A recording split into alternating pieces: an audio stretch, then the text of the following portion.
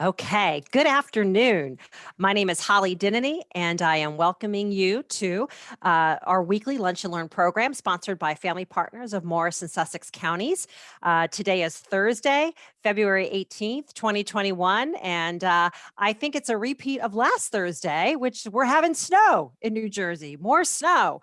So I appreciate my friends who are here to learn a little bit about an organization in our community that provides a ton of really interesting creative services that we wanted to share with you.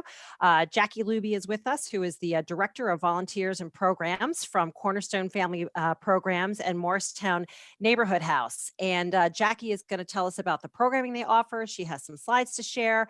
I just want to remind you that we are recording today's presentation, so worry not about taking copious notes. We will share the presentation with you afterwards. And if you have questions that you'd like to ask or a comment you'd like to make, please feel free to drop them in the chat, and we will share them with Jackie, or Jackie will see them and respond. And we're just happy that you joined us today because Jackie has a snow day today, yet she is here with us. So a special thank you for Jackie. I think we all deserve a snow day now and then. That's just going to put my statement on the record. That's my opinion. But we really appreciate you taking the time to be with us at our Lunch and Learn. Folks, remember, it is a Lunch and Learn. Please feel free to keep your camera off and nibble if you're comfortable. If we would love to see your face, if you would like to turn your camera on and show us a smile. But with no further ado, I am going to turn it over to Jackie Looby. And Jackie, do me a favor. Can you start off by telling us a little bit about yourself? I like how you had a career plan, I think, in mind, and then this opportunity came up at Cornerstone Family Programs, and you've been there for how many years now? Almost 8 now. Yep. So, yeah, I studied criminal justice, and I originally had wanted to go into law enforcement. I was actually really interested in the FBI, but I really liked law enforcement. I liked the idea of working with the community. And as I was in the process of taking a lot of my tests to do that, somebody from Cornerstone had reached out to me that I knew, and they said, we have this, position that's open, working with volunteers. We think you'd be a great fit. Are you interested? And I thought about it and I kind of said, lady, look, you're crazy. I have no nonprofit experience. I don't know why you would think this. She said, just try it out. So I said, okay, I'll try it for a little bit. And now it's, 8 years later and I'm still here and I absolutely love it. And I don't think there's, a better fit for me career-wise. It's just a beautiful thing. And working with the community still, which is ultimately what I always wanted in a slightly different capacity, but definitely still in a community role where I get to meet tons of new people. I get to work with kids and seniors and veterans. So, not what I had expected to be doing, but definitely, a blessing in disguise.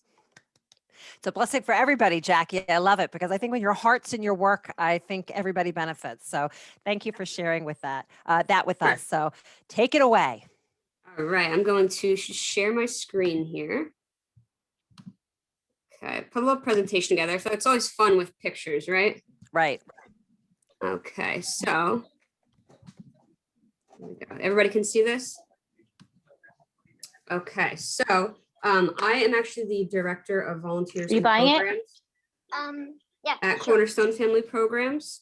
So just a little bit of history. Cornerstone and the Neighborhood House were actually two separate entities. Cornerstone was founded in 1813 after the War of 1812.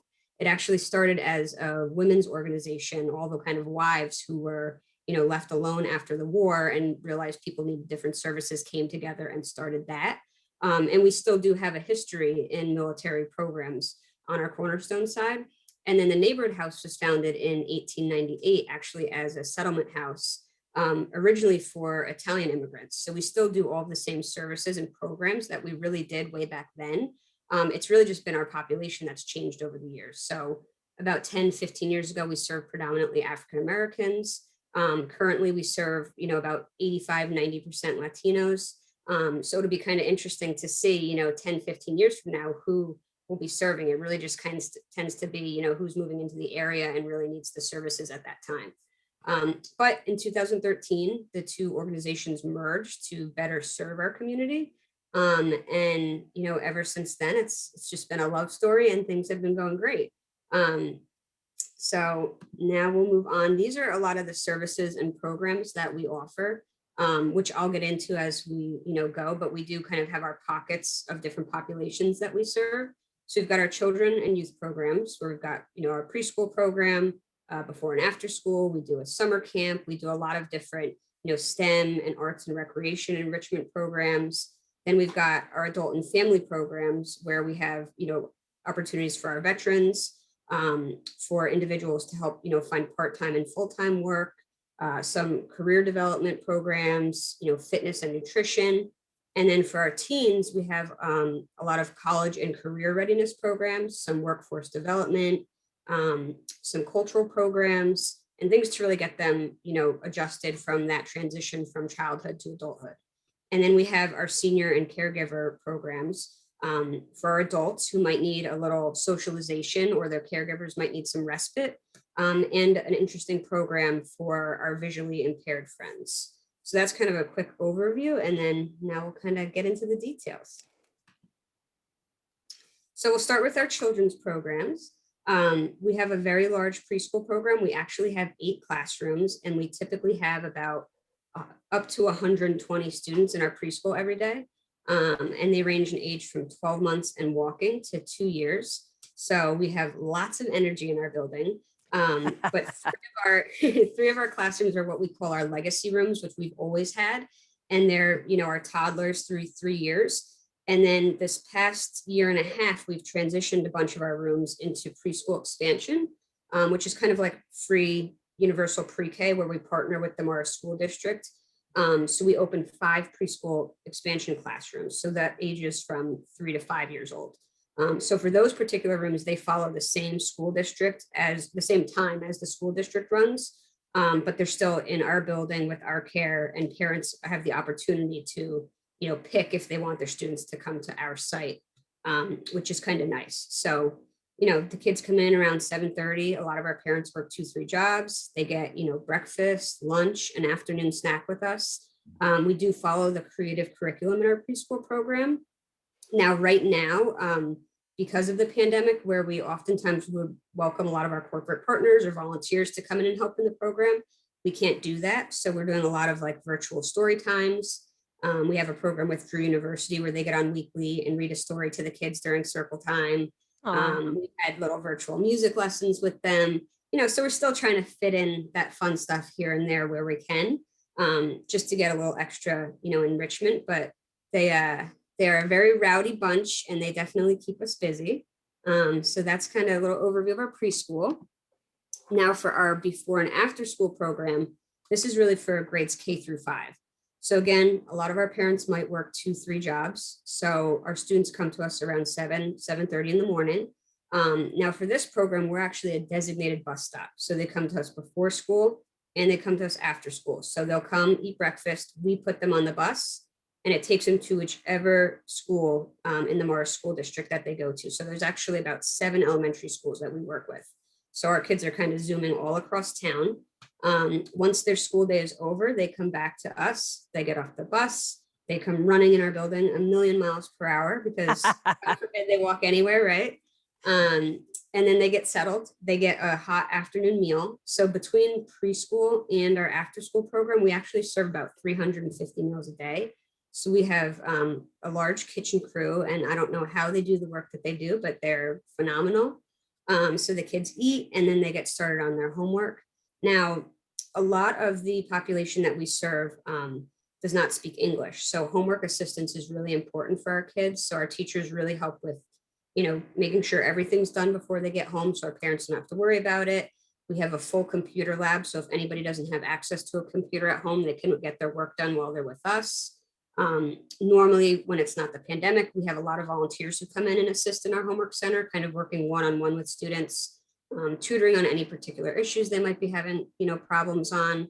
And then we also, have a large corporate volunteer partnership where we have a lot of experts who will come in and maybe, we've had Verizon come in and build robots with the kids for STEM and race them in our gym. We've had banks come in and work with the students on financial literacy. We've had, people come in and do nutrition workshops. So all within our after school program, we have a lot of added bonuses where we'll kind of bring in some extras for them, which I think really makes it nice. So our kids come to us at 7:30 and the after school program does end around 5:30, but there's a lot of other things that they can get involved in, where if they really might end up being with us till closer till 8, 9 o'clock at night. So for us, we really are that home away from home for our kids.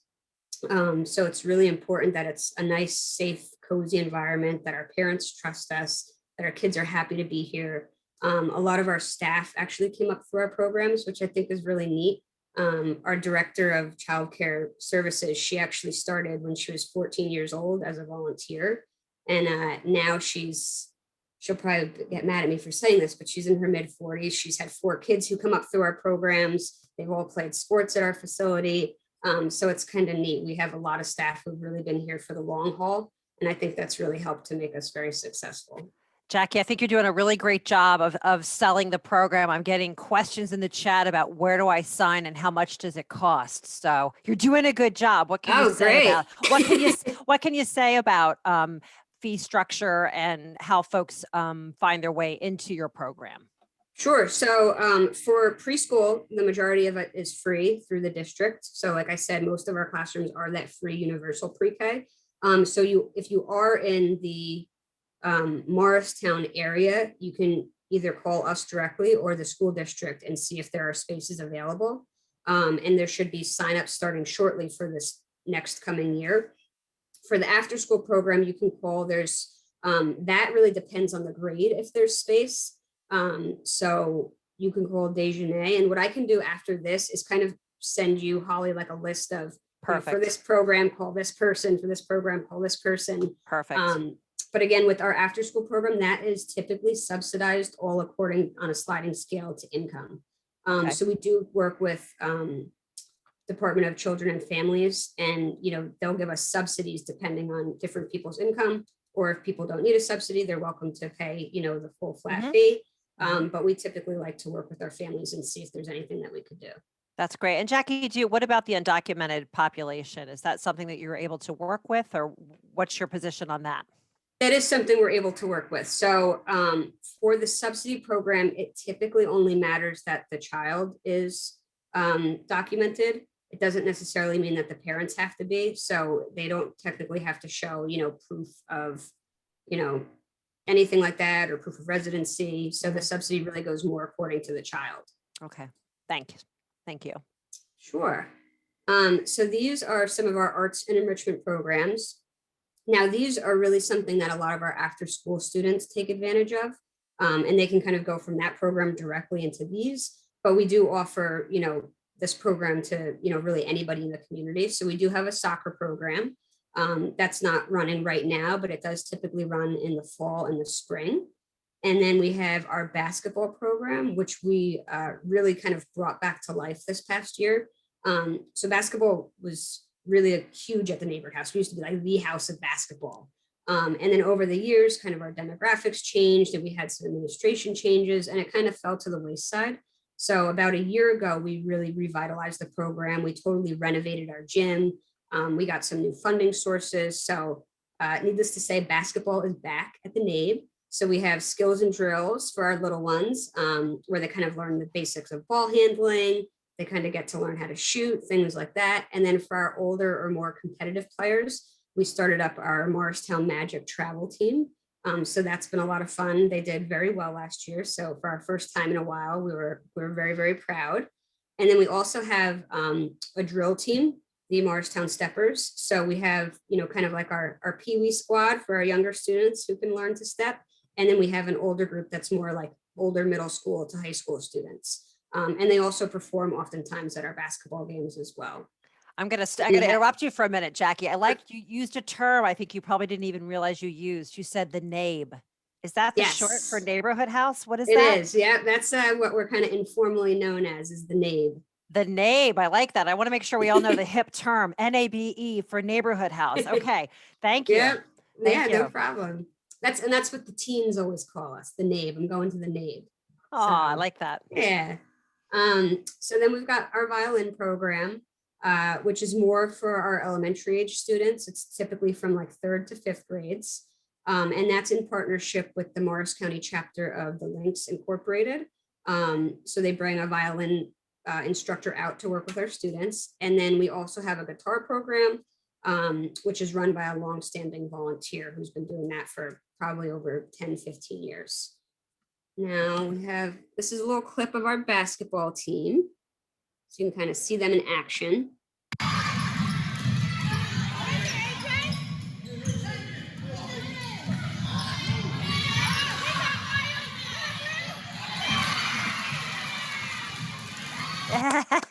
Okay, so as you can see, our team is co-ed. So we do, we're happy to have boys, girls, kind of everybody in to create a successful team. But as you can see with our basketball program, it's more than just basketball. I mean, we've got a packed gym where we have grandparents, parents, aunts, uncles, everybody come out. And that's really what we want with this program, is to bring the community together. And what better than to have, your parents, screaming your name in a positive way, rather than, hey, Jackie, get down here and finish your homework. And it's really building time management. You can't play in the game if you don't get your homework done, and camaraderie and sportsmanship and learning how to respect your coaches. So as much as, we love the game of basketball, it definitely teaches the kids a lot more, which is, something we try to carry into all of our programs. And then these are some of our steppers.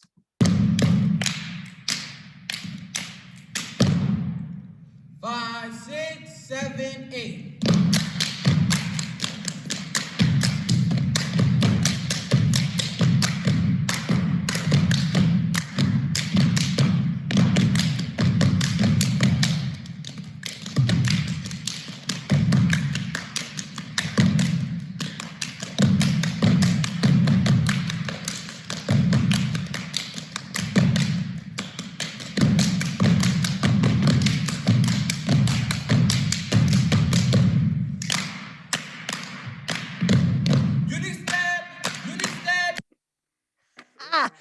I love that, Jackie. I don't know about anybody else, but I'm awake now between the squeaking sneakers of a basketball gym and that performance. That's awesome. Thank you for letting us. I was watching awe because I have no rhythm, so I watch them in pure jealousy. That's great. So they usually perform at our halftime, and then we have big events. And then our next childcare program is our summer camp. So we always run about an 8 or 9 week long summer camp from, typically the last week in July, or last week in June, or first week in July through the end of August, because we know that school ends, but our parents obviously still have to work. So summer camp, is typically from 7:30 to 5:30. We usually have about 150 campers. And we do offer subsidies and scholarships for our summer camp program as well. Because of the pandemic, summer camp was really the first program this year that we reopened. So we did close down in March, kind of like everybody else. We tried to offer as much virtually as we could.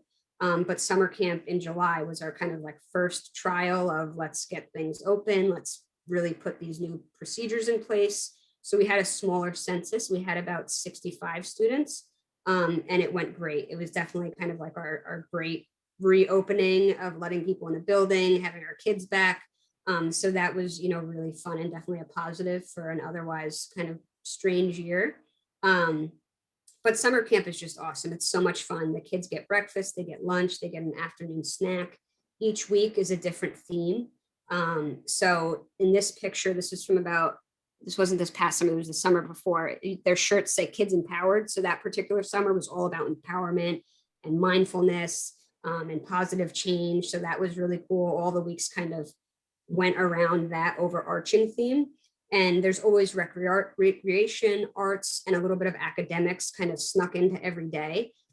We do also have some of the district teachers come in. We usually have about 4 or 5 teachers that will come in for an hour or 2 a week and work with each particular age group, with students who, might have been struggling throughout the year. One, to really avoid any of that summer slip, but also to bring, some of the population that we work with doesn't have some of the things that these other kids that they're in school in competition with have. They don't have the tutors on the side or, other things like that. So having the teachers come and work one-on-one with them to make sure that they're at the same level playing field with everybody else is really important to us. And it helps some of our students to, avoid, summer school. If they don't necessarily have to be there all summer, they can get this one-on-one tutoring, which has been really, really nice. It's been a great partnership with the district. And then they also go on field trips. So we do the fun stuff. They've gone to Dorney Park and Sky Zone and Plaster Funhouse and all these different places. And we have people come to us also. So the lizard guys always come. They tend to be a big fan favorite.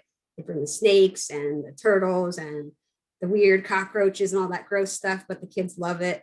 So it's just like any other summer camp. And I've got Jackie, there's a question in the chat. I'm not sure I understand, but maybe you can help me out here. If my son goes to ESY, can we sign up for 2 weeks before and then when it ends? I'm not sure do you know what ESY is? Or Cheryl, if you want to unmute yourself, I'm sorry if I'm butchering your question. No, it's extended school year, but there's usually like a 2-week period before and a 2-week period afterwards. Yeah, you should be able to. I know we've been able to work with people's schedules in the past. It's definitely easier when people sign up for the entire time, but we have had cases where we'll work with people for, if they would just want to come for a certain portion of the weeks, as long as it kind of fits into how many slots we have open. So that shouldn't be a problem. But I will say that summer camp does fill up very fast. And we are getting ready to open up our enrollment shortly. So definitely, I'll put that contact person into the sheet that I send out, and definitely reach out to them sooner rather than later to hold your spot for sure. That's great. Thanks, Jackie. Sure.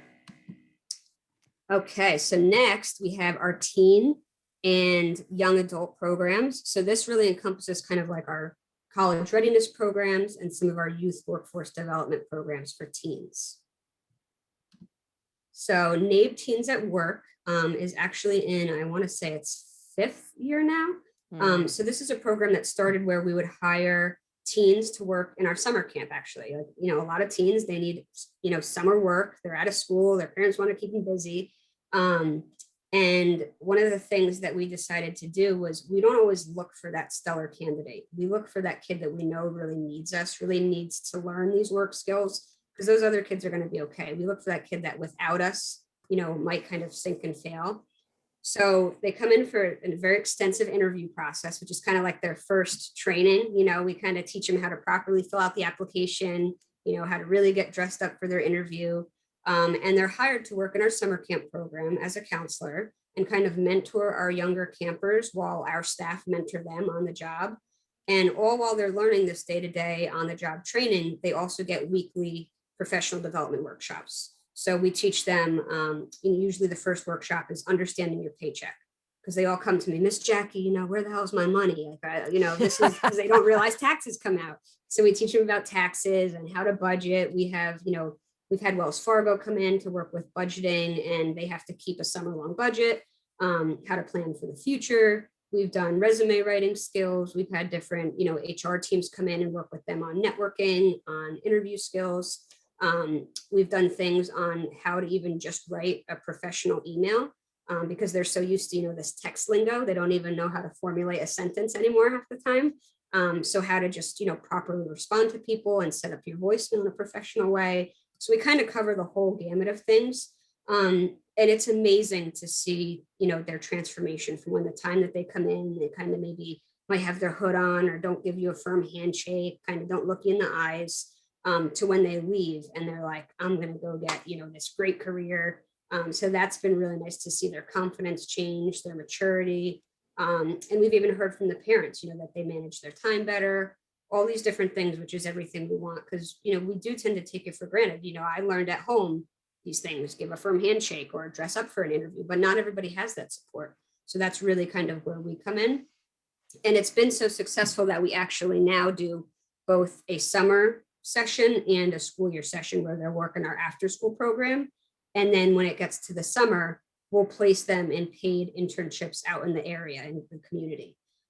So we're always looking for new businesses who might be interested in taking one of our intern placements, but that's really even an extended opportunity to get them some more kind of real life, job readiness skills. So we've had students at real estate firms, at law firms, at local organizations, and we try to pair them with kind of one of their interests. So we had one student in particular who said, I'm going to be a lawyer. That's what I'm going to do. She was dead set on being a lawyer. We had her set up at a law firm, and she came back and she said, I do not want to be a lawyer. And we said, oh, that's okay. It's great that, she didn't move forward and go on with this and spend all this money. It's good that she found this out now.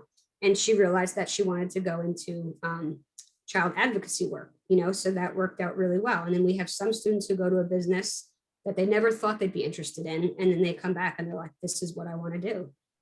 So that's, it's really all about them gaining these skills and figuring out, what their next steps are. And then we have our college prep program.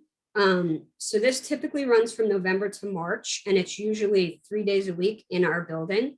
This year, because of everything going on, it has moved to a virtual model. So we're actually working with a contractor, Everest, which is a college prep program, because they're very reputable in running a virtual program. Now, one of the things we learned was that, a lot of the students that we work with, like I said, they don't always have that support at home, or there's not enough guidance counselors out there to kind of really help them know when to take the SAT, or to get some extra tutoring, or to sign up for the test, or how to look for schools. So that's where we kind of came up with this program. It's typically $100 for the program, which covers the cost of the book. And if our students can't always afford that, we do have scholarships available. And it teaches them, the basics of taking the test. One of the things we learned was we started out in our first year having the kids prep to take the test. And then we learned they're not even ready for that. They really need this math and English boot camp just to get there. So then we opened up with that and we worked on that. And then they got into the strategy of how to take the test. And then after that, we work with them on writing their college essays, on filling out the FAFSA, because, looking at those forms is like reading Chinese. So I couldn't even imagine being a teenager trying to fill that out on my own. So we work with them on that, and then on finding schools that maybe offer, the most scholarships, or, if they need a smaller school or a bigger school, kind of finding the right fit for them. So that's been a phenomenal program. We've seen students who, weren't even interested in college, and then ended up, upping their score by over 400 points and doing fantastic. And then needless to say, they're off to college. So it's been great. And so far we've had 100% college acceptance rate. So it's been very, very successful. And then Rites of Passage is an interesting sort of cultural awareness program that we run. And this is a program that's really to help kind of teenagers go from childhood to adulthood. So it's typically from about 11 to 18 years of age. And it's run, we have 2 social workers. We have an African-American man and a Latina female to run the program. So if any issues come up in the conversations they have, they're in there and trained to work through with the kids some of these harder topics. So, as we know, teen years are kind of those stressful years. So this is a program where they sort of cover some of those iffy topics as far as, their cultural awareness, or in this past year, maybe race relations and some of the things that have been going on politically, or, bullying in schools and cyberbullying. They kind of hash into all of this stuff. And they also learn about, their family dynamic, working through different things that might be going on at home, and how to handle that, or how to talk to your parents about different things, and even respect. And there's also a civic engagement piece to this. So it's a very transformative program, and the kids all give a speech at the end, and to kind of hear some of the things that they talk about and how they come out of this program, where they might be sort of reluctant at first, like, I don't want to do this. I don't want to talk about, my feelings. And then by the time they leave, they're like, this is amazing. And every year we have kids that are like, can I come back again? And we're like, you graduated out of this. So it's definitely a neat program. So this is actually the flyer here, which I can send out afterwards also. We just had our orientation last night, but we're still definitely looking for more teens to join. And this is being held virtually right now. So whether you're in the area or not, the teens can join virtually, and we would be happy to have more in the group, definitely. So, That's feel excellent. free to sign on up. We'll be looking for that, Jackie. That looks great. That looks like a really interesting program. Yeah, it's definitely fun. And they always go, I don't know how it'll work this year, but in the past, they've always gone on a different field trip. So they've gone to different, historic museums, or one year they went to the Apollo Theater. And they actually got to get up on stage and do like a little performance. So depending on, how things go and how much things are opening, they might do a field trip, or we might do some sort of virtual field trip. We'll kind of have to see how that goes. And I just want to I want to underscore that you guys have really done your best to stay active in these programs despite the pandemic. I don't know if I'm stealing your thunder, but I mean, you were telling me about one of your teen fitness programs that met outside monthly. As kind of, I mean, you've really, I applaud you for your creativity and persistence, because it's not easy for any of us to figure out how to keep these connections going. But when you're describing what happens, we can see why it's so important that you do keep it going. Yeah, thank you. So that kind of goes on to this. This is our teen lounge. We just built this about a year and a half ago in partnership with the Junior League of Morristown. So they came in, they helped us transform a room, because one of the things we learned is we always have teens in our building, whether they come for basketball or they come for rites of passage or they come for this, they just like being at our facility, or they may have finished volunteering and then they end up kind of just hanging out in our lobby. We're like, guys, come on, you got to be doing something. So we learned they really just don't have a space that's just theirs. So that's when we created our teen lounge. We kind of transformed like an old staff kitchen that we had. So now it's super cool. We've got a flat screen in there. We have a Netflix subscription. We've got a little Alexa if they want to listen to music. There's kind of like high top tables where they can work on their laptops and have a cup of coffee. They've got their own Keurig and the whole setup, kind of like fun couches to work on. And what we do is, we try to bring kind of monthly workshops to the lounge where it's their space, it's for them to enjoy. But, once a month, we'll bring in some sort of educational workshop. And then occasionally we'll throw in like, a fun one just for them to sort of relax. So especially around like SAT time, they were stressed. So in this picture, they're doing like some little mosaic artwork just to kind of, so they don't have to think, they can just chill out and relax. But we have brought in different ones on, financial topics or resume writing, things like that. So, it's their space, but once a month we kind of get to invade their space and hopefully teach them something useful. So with that being said, we actually have a workshop coming up on March 3rd. It's in partnership with Jersey's Battered Women and the Junior League of Morristown, and it's all about teen dating violence awareness. So sounds like a scary topic, but we've had this person come in and present to our teens before, and she really does a fantastic job of just kind of getting on their level and being able to connect with the group, and she keeps it interesting.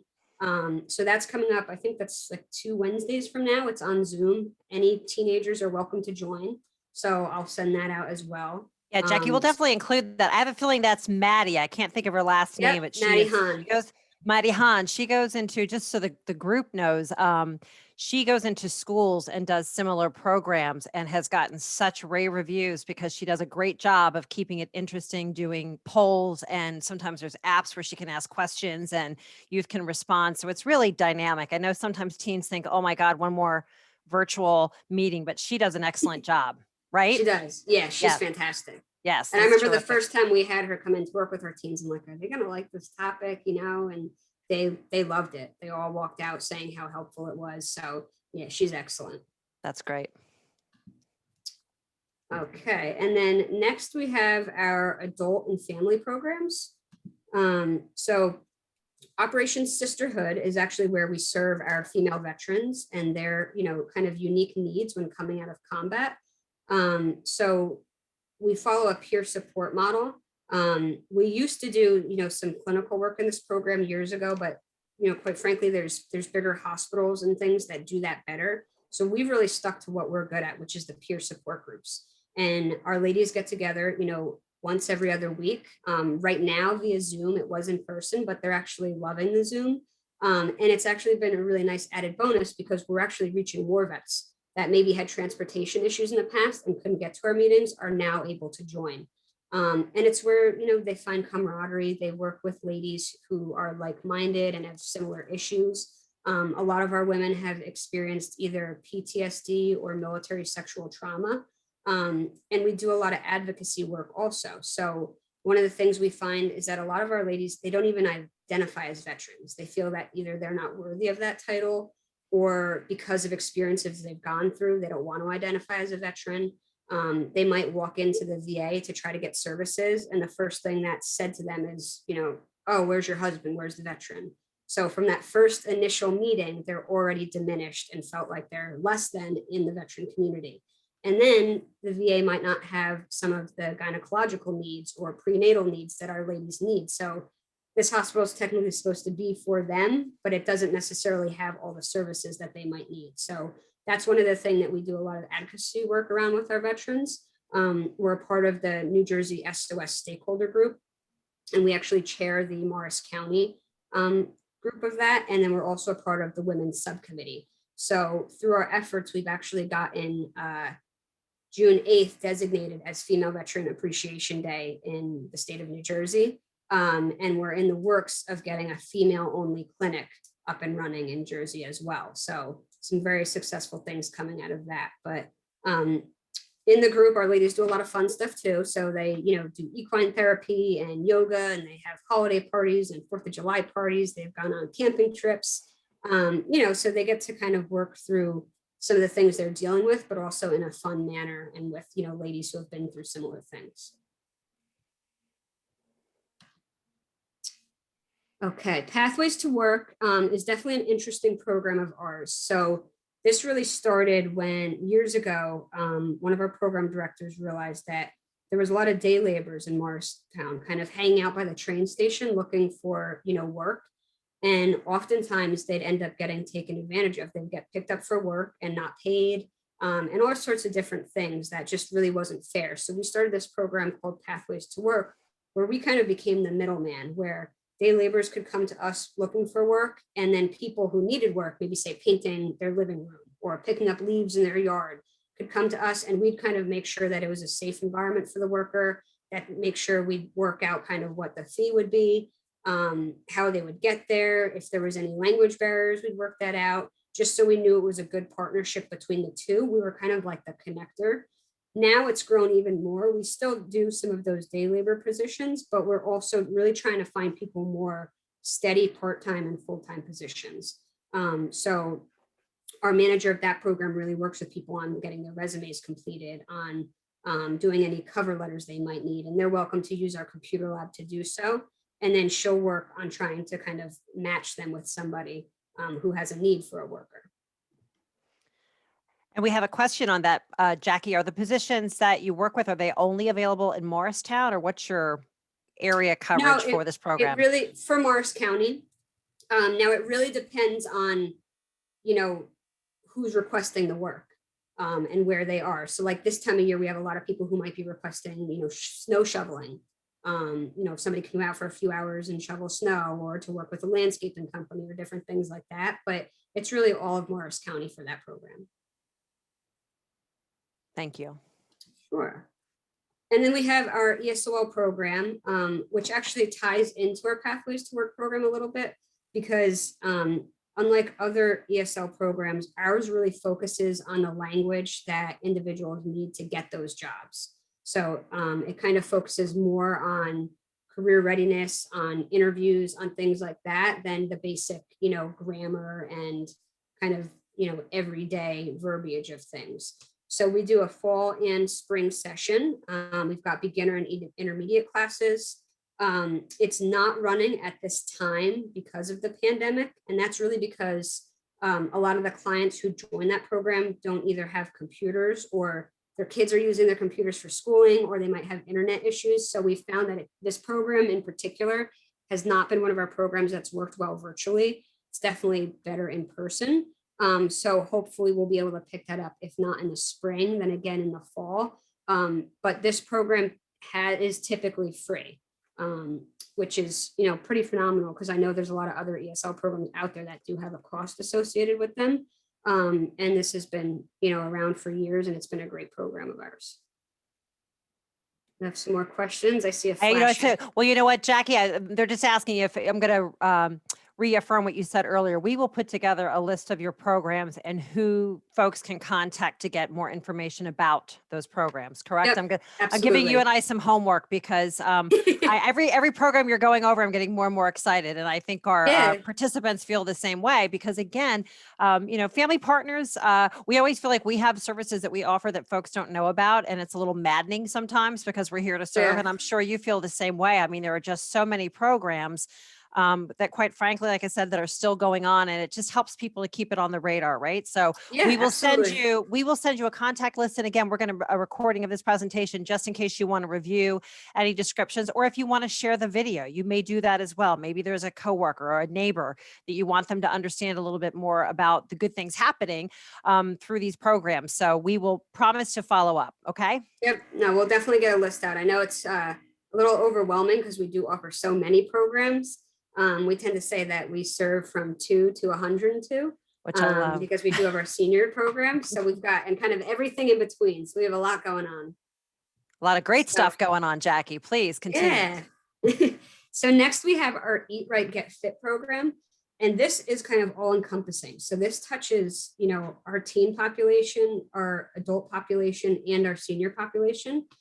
It started out as kind of a partnership with Atlantic Health and the Interfaith Food Pantry. So we had a program called Opening Doors where that's exactly what it was. We wanted to open our doors and welcome the community in. So it started as a Zumba program in our gym. And we have a phenomenal Zumba instructor who would bring a DJ, and our gym was like bopping every week. And then after Zumba ended, the Interfaith Food Pantry would deliver, fresh produce. So every person that came for Zumba, or the first 20 participants, would get to leave with a bag of fresh produce, which was phenomenal. And sometimes we would have like ShopRite gift cards to give out after the program, but different things to kind of ensure that after you have this great workout, you can kind of go home and continue the healthy lifestyle activities at home and make a healthy meal and kind of enjoy your night. Now that's been so successful that we sort of said, let's broaden this out. So what we realized during the pandemic was, our teens are stressed out. They kind of need an outlet. Our seniors are kind of stuck at home, kind of bored, not having much socialization. They need something. So we, instead of just the Zumba to our community and adult family members, we did strength and conditioning with our teens. And like Holly said, this was something that we were originally going to do everything virtually. And then we found out our teens are just like, they're tapped out. They're so over the virtual schooling. They don't want to get on another Zoom workshop. They miss their friends. So what we did was we held it at a local park right down from the neighborhood house, spaced apart. They obviously had to come in and, wash their hands, and they had to wear their masks and get their temperature checks upon checking in. Once they were actually working out, they could take their masks off. But it was a great opportunity for them to just get out of the house, get some fresh air, get to kind of see their friends from a distance, and do something healthy at the same time. So we also partnered with St. Elizabeth University, and they really did some of kind of the data behind the program, and they created a needs assessment and different surveys. And then every week after the teens had their workshop, they would send out kind of a nutrition component of video along with like handouts that really kind of corresponded to what they're learning with. So they had different things about proper hydration, about nutrition, about kind of easy meals to make at home if, your parents aren't around, what to eat before a big sports game, different things like that. And then for our seniors, they had the same thing. They kind of did with St. E's a little nutrition segment on, maybe what foods to avoid, if you have diabetes, or, don't take this if you're on, certain medications. And they kind of, for our seniors who sometimes might have early onset dementia, they played a lot of review games with them, and they did kind of nutrition bingo, and made it fun. So it was just a phenomenal program that I think during a pandemic, when people are kind of feeling a little down and under the weather, really got them in a positive way to be active and healthy. So that was something, definitely successful, and we plan to continue it. Now we had funding to be able to do the strength and conditioning with the teens. We're looking for more, but we're definitely going to continue the nutrition component of that with St. Elizabeth. So I think we're going to be starting that in March, and that's free. That's open to any community teenagers. It's probably going to be on Zoom. So if anybody has teens that are looking for, some nutrition tidbits, some kind of like 45-minute, fun facts and things like that, and they might do some live cooking demos. We'll be offering that shortly. So I'll send out more information kind of as that comes. This is our Zumba instructor, Miss Muna.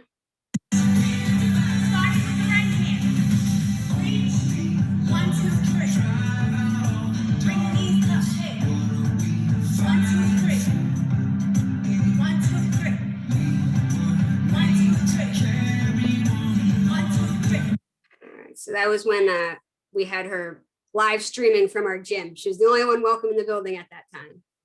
And then now we have our senior and caregiver programs. So we actually have an adult daycare center, which is really a social daycare. We typically have about 55 to 60 seniors in that program. And that's, it's off of Hanover Avenue. If anybody knows where the, kind of where the county facilities are, it's across the street from there. We're not actually, there is a inpatient senior unit there. We're not a part of that. We've got kind of like a side building that our seniors are not housed there. They get picked up and dropped off, and we actually offer transportation too. So if you had, you know, an elderly mother or father living with you and you've got to go to work every day and you're just a little scared of them being home alone, are they going to leave the stove on, or, you know, what happens if they fall and I'm not there? This is a great program for them so that you don't have to worry, and they can get socialization. We do a ton of different activities. So not only do they, you know, really get that assistance, they say that socialization is the best thing to deter Alzheimer's and dementia, but it's also great for the caregivers. A lot of our caregivers are, you know, even just a wife or a husband of a senior, and they just need a day where they can go and get their hair done or go and do the grocery shopping and not have to, you know, worry about leaving someone home. So we offer meals, there's daily activities, they go over current events, they play games, they've got crafts. And we also bring in a lot of volunteers to this program who, you know, sometimes there might be music sessions, or volunteers might host, you know, some sort of holiday party, or come in and have a bingo day with them. So there's always a lot of fun things going on, and our seniors are just as rowdy as our little ones. So they have a lot of fun in that program. Now, right now, because this is such a high risk population, we are not running this in person. These guys are totally virtual right now. So we do twice a week Zoom activity sessions on Tuesdays and Thursdays. They've got bingo, they've got Yahtzee, they've got nutrition, all sorts of different things. We also do wellness checks every week where we're checking in with our caregivers, seeing how they're doing, you know, everything like that. And then we send out weekly greeting cards and activity sheets.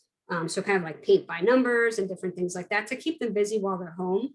But the greeting cards we've found is something that they're so appreciative of, because they miss our staff. And this is a population that feels really isolated right now. So getting that kind of personalized note every week, knowing that we're thinking about them, has actually been one of their favorite things throughout this entire thing, which I think is interesting. Of all the activities they're doing, they love receiving, you know, this tiny little sentiment each week in the mail, which is really nice to see.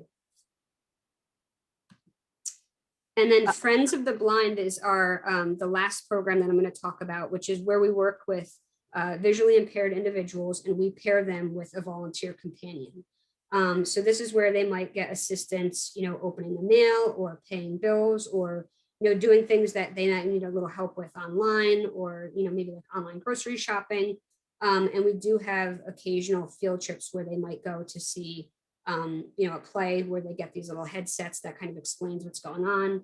So that's just a nice program. It's one of our smaller programs, but we've had it for years. And we probably serve maybe about 25 clients who are paired up with volunteers.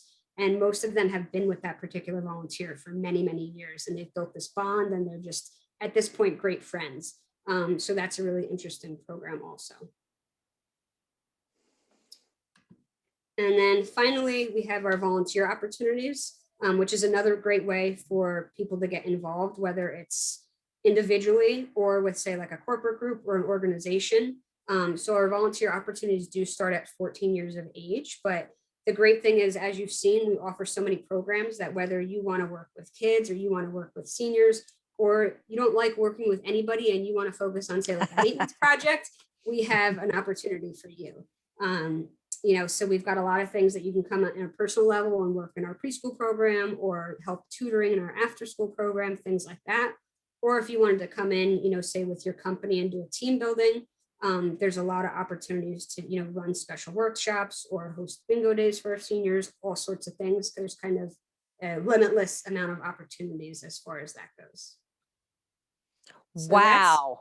Wow. We got a lot going on. I know. A couple things I want to do. One, I missed you had a great shout out from Teresa Prendergrass from St. Margaret saying thank you. So I just want you to know you've got shout outs and fans everywhere you turn here. So great. Well, thank you. And I just have a question out of curiosity. Is each one of these programs strikes me as being so well thought out that I wonder, I mean, are you the one that plans all these things? Are there individual program directors, or how? I mean, obviously many of these programs have been running for years, but it really, the consistency and the intention is quite impressive. Like how big is the team that makes all this happen? I guess maybe that's a kind of a two. I would say our administrative team is probably about, 10 people.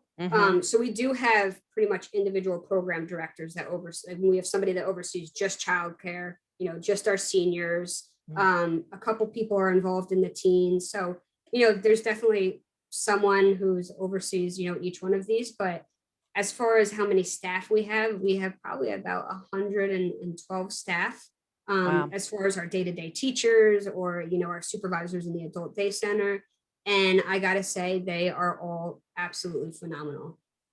These are the people who have really been the boots on the ground that opened up in July when everybody was a little bit hesitant. We were scared. They're working directly with our kids in the classroom. They've had to go through, insane protocols to make sure everything's clean and everybody's safe. And nobody has said a single thing or been hesitant. The second we asked people to come back, they were right on it. So, we do have a phenomenal staff. And like I said, a lot of the staff that we hire are directly from the community. They know every single person that walks in our building. They know their mother, their aunt, their uncle, which has really made us be successful in the fact that we have the trust of the community, but also we know what they're going through. If something happens, we're the first to find out about it and to know, how can we help them? That we had a fire recently that a family was affected and they lost everything. And our front desk receptionist was the one that told us about it. She said, I know them, this happened, how can we help?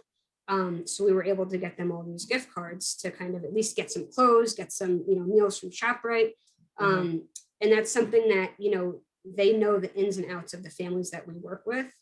And if there's something that we can't offer them, we at least have a million community partners. I know there's a lot of partners on this call right now that if we can't do something for them, we know exactly who can and who to refer them to. So we really are successful because of the phenomenal staff that we have working with us.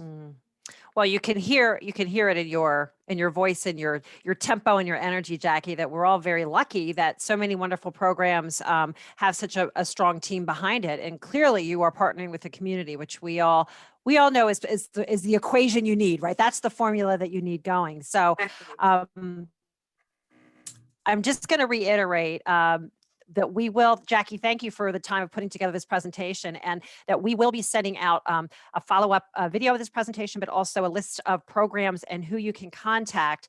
And I really urge you to take advantage of those resources and to share them with friends and neighbors and colleagues, because I think Jackie would love to have the problem of having too many people respond to something and not knowing. That's kind of, I like to call that a champagne. Yes. That's a champagne dilemma. How do I handle that?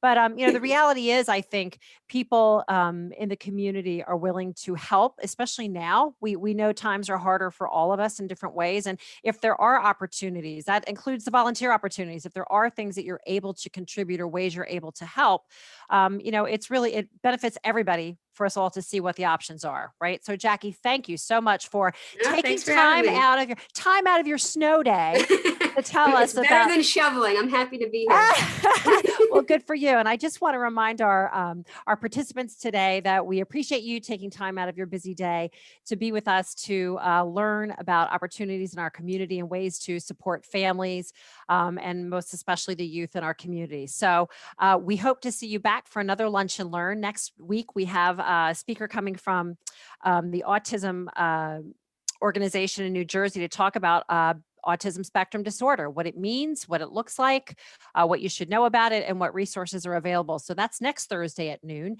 And I also urge you to consider checking out one of our support groups. We have support groups for moms, for dads, for Spanish-speaking caregivers, and for teens on Friday nights, ages 13 to 21. Krista give a wave. Krista is our youth coach, and that happens every Friday night. And we also, Krista, would you want to say a word about our special art program that we're launching in March? Catching you off guard here. We'll see how she does. I think you're muted. Oh no. Okay. I don't know. Try again, Krista. Oh, that's really okay. So how about this? How about we do this? Krista, for some reason, our technology is a wonderful thing when it's working. We have a special program that we are introducing in March called Straight from the Heart, and the ART is caps because we're clever people. But it's a way that it's a 6-week program that will run 2 sessions for geared for teens age 13 to 21. It will be introducing art techniques through a journaling program, and the art techniques help kids focus, build confidence, express themselves. And Krista, in addition to being our illustrious youth coach, is also an arts major and very talented artist who has studied quite a few of these things. So we're looking forward to that. If you'd like more information about applying for that program, we do have limited spaces, but we are eager to fill the seats with folks. We are starting it in March, and it will be virtual with hopefully the opportunity to move in person should the elements allow and the planets line up. But at any rate, thank you for joining us today on Lunch and Learn, and we hope to see you again soon. Stay healthy, everybody. And Jackie, thanks a lot. Of course. Thanks, everyone. Okay, bye-bye.